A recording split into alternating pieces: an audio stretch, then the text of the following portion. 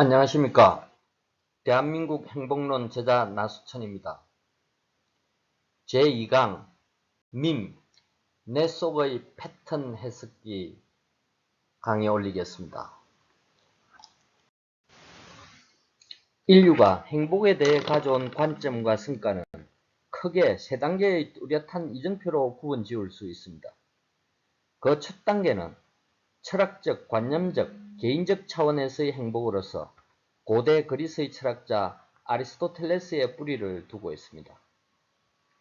두 번째 단계는 행복 추구권이 1776년 미국의 독립선언문에 천명됨으로써 생명, 자유와 함께 행복이 근대 국가들의 최상위 헌법적 가치로서 자리 잡은 단계입니다.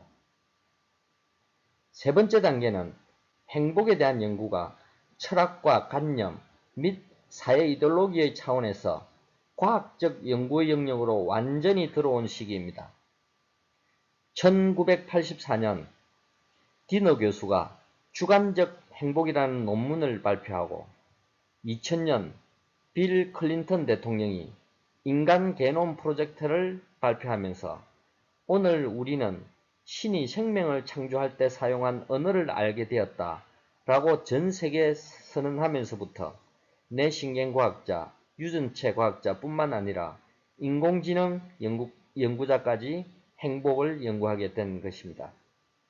여기서 눈길을 끄는 것은 특히 인간에게 있어서의 사회적 격리는 곧 죽음을 의미한다는 다윈의 주장인데 생태적, 생물학적 격리보다도 사회적 격리가 인간의 생존에 더 큰 타격을 준다는 것을 일찍이 간파하고 있었다는 점입니다. 공통조상으로부터 600만 년 전 분화되어 사람과 차이 나는 게놈은 1.3%밖에 되지 않는 침팬지와 보노보는 왜 600만 년 동안 진화가 중단되어 있고 유독 인간만이 문명의 창조자가 되었을까? 생태적, 환경적 요인들은 유사했을 텐데 인간에게만 이러한 혁신적 진화를 가능케 한 원인과 동의는 무엇일까? 이 질문의 대답으로서 가장 유력한 가설을 제시한 사람이 영국 옥스퍼드 대학의 덤바 교수인데 뒷장에서 보겠습니다. 인간의 차별적 탁월성이 어디에서 기인하는가 라는 질문에 대하여 전체 내에서 대뇌 신피질이 차지하는 비율에 주목한 사람이 바로 사회적 뇌를 주장한 덤바 박사입니다. 표의 가로축은 그 비율을 나타내는데 전체 내의 80%가 대뇌 신피질인 인간의 경우 전체 내에서 신피질이 차지하는 상대적 크기가 4배이고 유인원은 약 3배, 원숭이는 대략 2.5배를 나타내고 있습니다. 구성은 상호간 친숙하게 소통 가능한 집단의 크기가 바로 이 비율과 비례한다는 것이 덤바 모델의 가설인데 그 구체적인 숫자가 세로축에 나타나 있습니다. 인간은 150명, 유인원은 약 50명을 친밀감을 유지할 수 있는 집단의 최대 크기로 보고 있습니다. 침팬지의 경우 친밀감과 유대감을 표현할 수 있는 확실한 방법이 털고르기 정도이기 때문에 50명 이상의 집단은 곤란하겠지요. 물론 침팬지는 상당한 크기의 사회적 뇌를 가지고 있기 때문에 싸움에서 패배한 동료를 위로하는 꽤나 높은 수준의 공감 능력과 관점 치환 능력도 가지고 있습니다.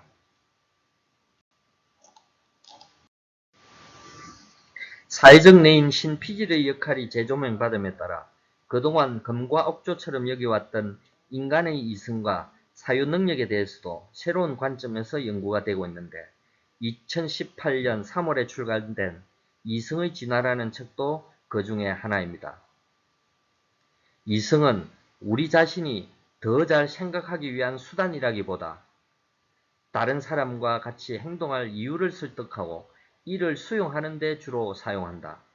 요컨대 타인에게 우리의 생각과 행동을 정당화하거나 다른 사람을 설득해 우리를 돕도록 만드는 도구로서 이성을 사용하는 것이다.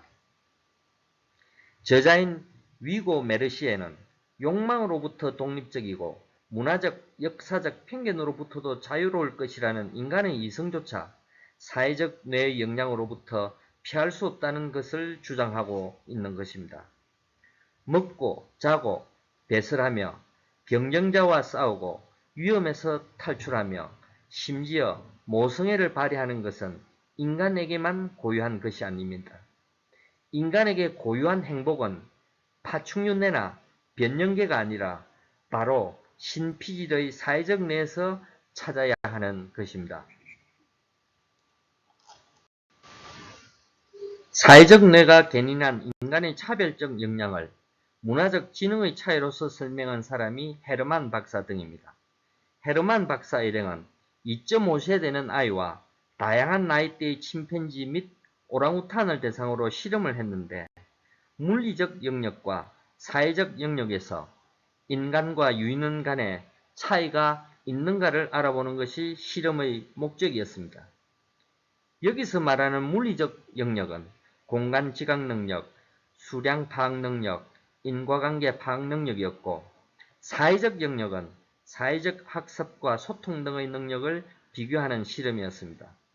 실험 결과 2.5세 아이와 유인원들 간에는 물리적 영역에서는 차이가 없었으나 선천적으로 물려받았거나 혹은 후천적으로 습득된 사회적 영역에서는 어린아이가 우수한 것입니다. 인간이 문명의 창조자이자 지배자가 된 이유를 지금까지는 주로 환경에 적응하고 자연을 해석하는 생태적 지능에서 찾아왔으나 이 실험으로부터 인간이 가진 문화적 지능, Cultural Intelligence에 더 주목하게 된 것입니다.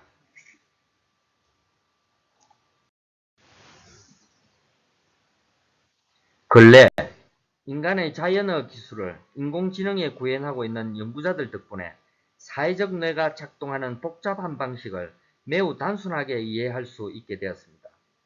화면에 보이는 빨간색 테두리의 읽어보기 실습 문장을 평소 독서하는 속도로 소리내어 읽어보시겠습니까?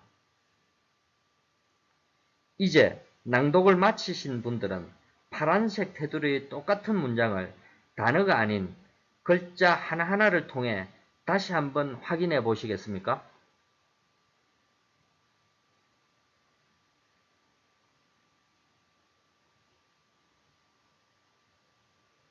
만약 인간이 가진 사회적 지능, 문화적 지능이 후대에게 유전된다면 그 유전의 숙주이자 경로는 DNA의 염기서열이 아니라 뇌 속에 있는 천조개에 달하는 시냅스일 것입니다.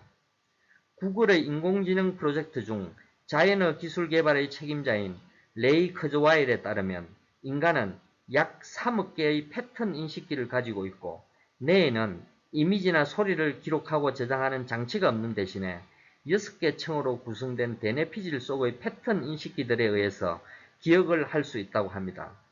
점과 선의 단순한 형태 인식부터 단어와 문장의 완성, 나아가서는 질투, 행복, 정의, 언유, 관점 치환 등과 같은 고도의 추상적 컨셉과 감정까지 처리할 수 있는 것이 바로 우리 뇌 속의 패턴 인식기인 것입니다.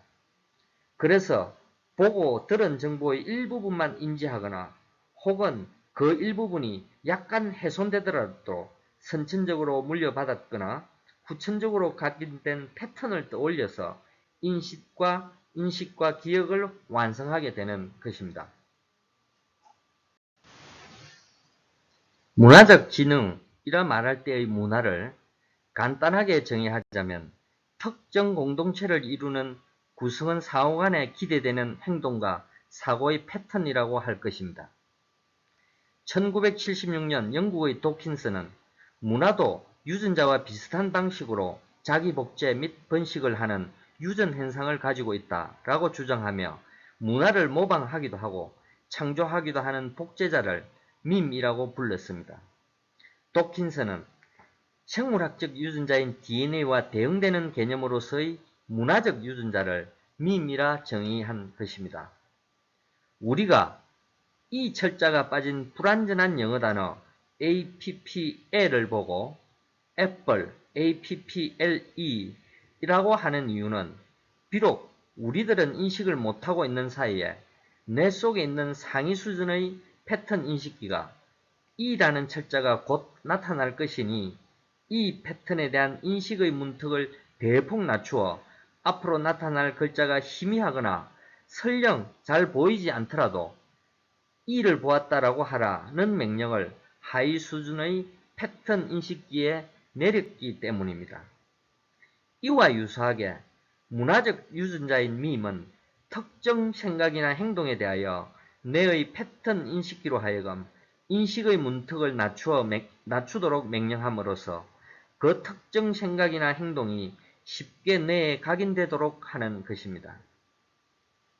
다른 공동체와 차별되는 특징으로서 특정 공동체의 정체성이기도 한 이 문화적 유전자, 즉 밈이 건강하면 해당 공동체의 문화적 지능이 높아져 생존과 행복할 수 있는 능력이 높아지는 것이고, 반대로 밈이 병들어 있다면 해당 공동체의 구성원 또한 우울과 불행에서 벗어나기 어려운 것입니다.